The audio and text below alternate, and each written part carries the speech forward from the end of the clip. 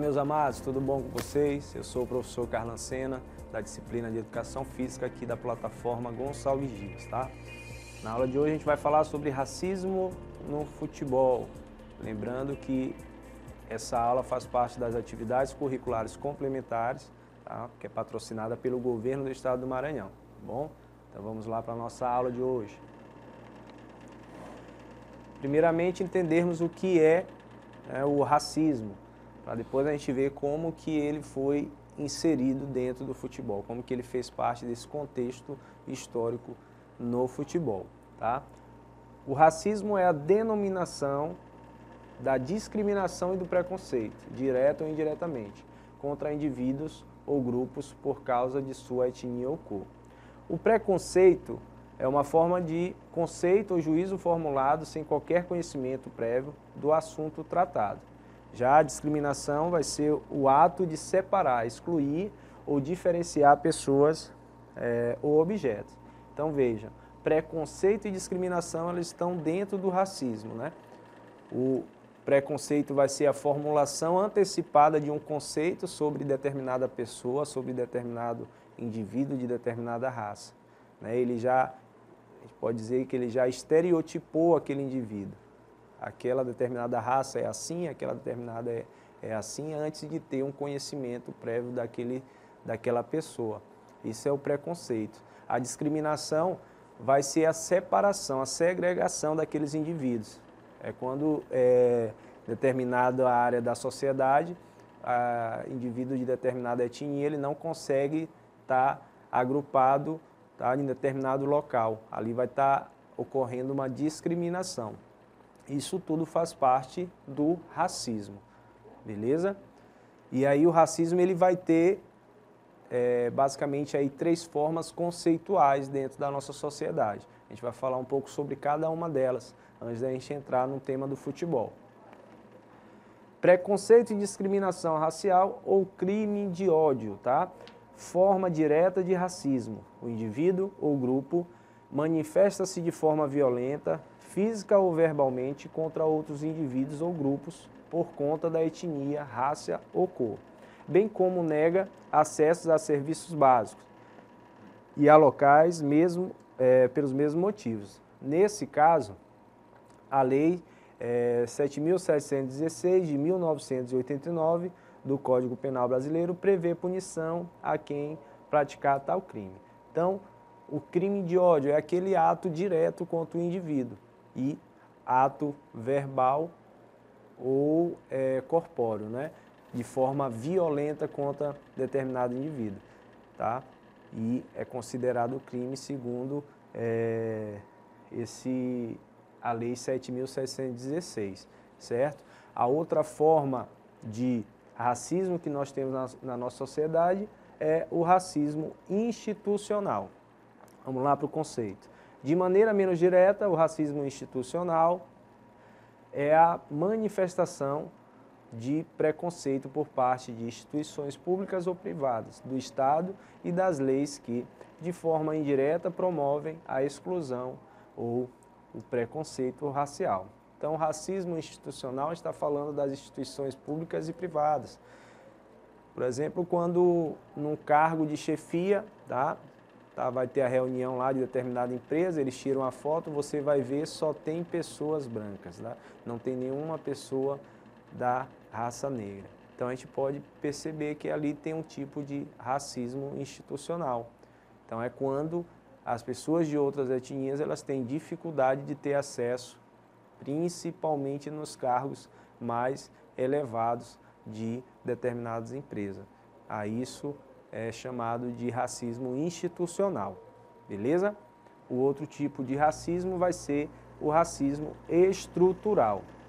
De maneira ainda mais branda e por muito tempo imperceptível, essa forma de racismo tende a ser ainda mais perigosa, por ser de difícil percepção.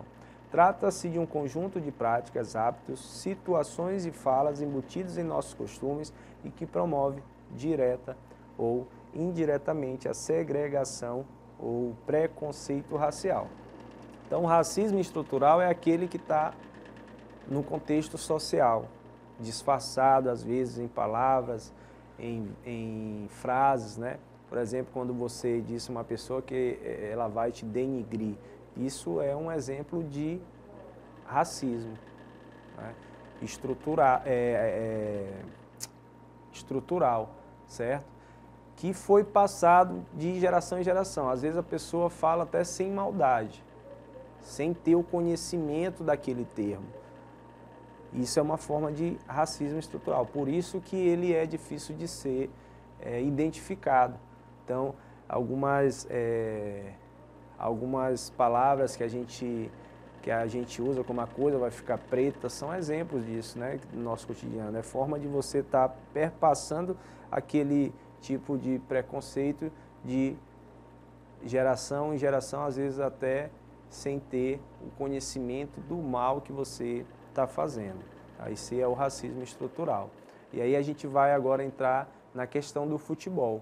Primeiro entender o início do futebol e como que o racismo ele fez parte dessa cultura dentro do nosso país.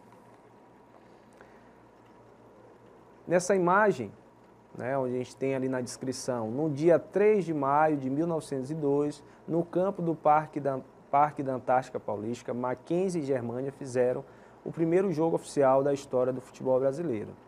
Certo? Primeiro jogo oficial da história do futebol brasileiro. Você observa que na imagem não vai ver nenhuma pessoa branca, tá? Porque era praticamente proibido o negro praticar, fazer parte do futebol. Se a gente for pensar como surgiu em uma das vertentes, né, afirmadas do surgimento do futebol no Brasil, que foi Charles Miller, né, que veio, era um estudante que veio da Inglaterra trazendo um livro com as regras, uma bola, uma chuteira. Então, observe o contexto. Estudava na Inglaterra. Um indivíduo, para ter condições de estudar na Inglaterra naquela época, ele tinha que ter uma família de alto poder aquisitivo. Então, esse era o público que teve as primeiras vivências com o futebol, tá? Quando ele vem de lá, ele vem trazendo o futebol para um grupo elitista, certo? Era muito comum nessa época ter os clubes, tá? Esses clubes lá tinham as áreas de lazeres, né, que eles podiam participar, mas desses clubes faziam parte apenas as famílias que tinham poder aquisitivo que podiam custear, né, aqueles clubes. E dentro desses clubes é que eram jogado o futebol. Então veja, o futebol era feito pela elite, o futebol era feito com os indivíduos que tinham um alto poder aquisitivo. O povo, e principalmente o indivíduo negro, ele não tinha acesso. Posteriormente começa a ter a disseminação do futebol, eles começam a praticar, enfim, mas a nível de início, de implantação no futebol dentro do país, ele foi feito para a elite. E aí a gente pode ver nesse exemplo aqui, entre essas duas equipes, a Mackenzie era uma universidade, né, de São Paulo, e Germânia acho que era um clube, né, de São Paulo que já existia, e não tinha espaço para o negro estar fazendo parte dessa prática. E aí a gente vai ver, com o passar do tempo, já em 1904, as coisas começaram a modificar, né, um pouco. Aqui na imagem a gente tem o time do Bangu, mas tem um outro exemplo que aconteceu no mesmo período na cidade de São Paulo, que foi a Ponte Preta, uma equipe que era formada praticamente por jogadores da raça negra, e essa equipe ela saía nas cidades vizinhas fazendo amistosos. E durante esses amistosos eles sofriam muita represária.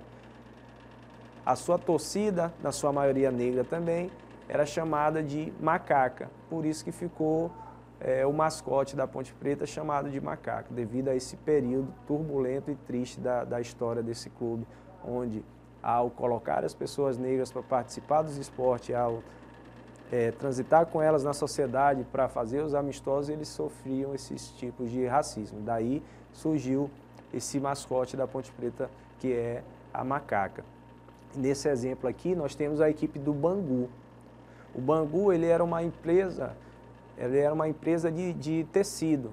E lá do lado dessa empresa eles tinham um campo onde os seus funcionários não, os seus patrões, eles praticavam a prática do futebol. No início do clube, do Bangu, só podiam jogar os chefes, e esses chefes eram, nas suas grandes maiorias, estrangeiros. Depois, com o passar do tempo, eles começaram a permitir que os outros funcionários fizessem parte desse grupo que praticava o futebol, que jogava o futebol do lado da empresa. Só que esses funcionários, eles tinham que seguir uma regra, eles tinham que ter um bom comportamento, eles tinham que ter um tempo já bem legal dentro da empresa e deveriam ser um bom funcionário. Esses eram os requisitos para poder liberar esse indivíduo para que ele pudesse fazer parte daquela equipe. Em relação ao comportamento, eles acreditavam que se o indivíduo tinha um bom comportamento, ele poderia seguir as regras que o futebol impunha. Então, eles usavam essas três regras aí para poder liberar o indivíduo a participar. E foi aí que teve dentro da história, né,